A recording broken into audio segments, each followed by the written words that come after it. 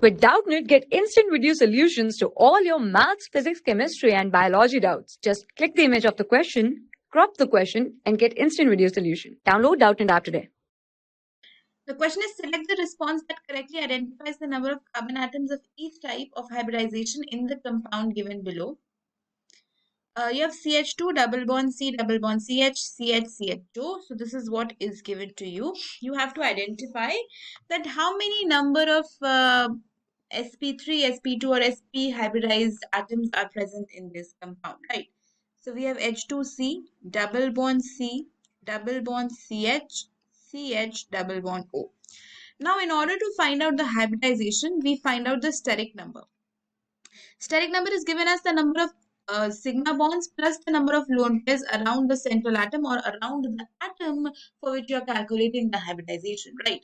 So steric number only and only involves the sigma bonds and not the pi bonds, right? And if the steric number comes out to be 2, it means that the hybridization is sp, which means that only 2 orbitals are involved in hybridization.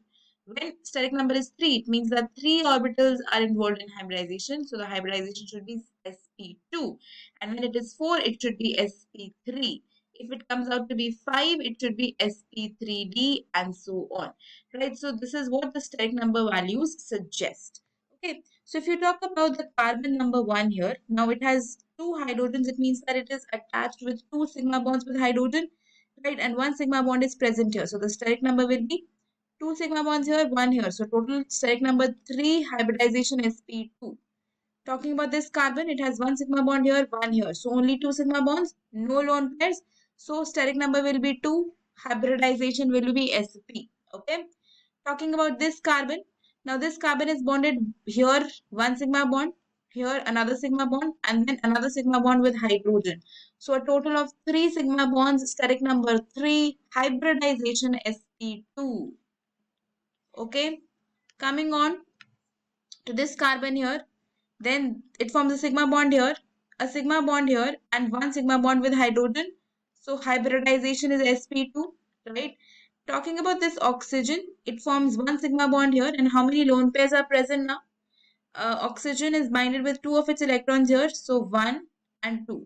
2 lone pairs, right? So it has 2 lone pairs, 1 sigma bond, steric number 3, hybridization should be sp2, right? So how many sp2 hybridized atoms do we have? 1, okay, 2, 3, 4.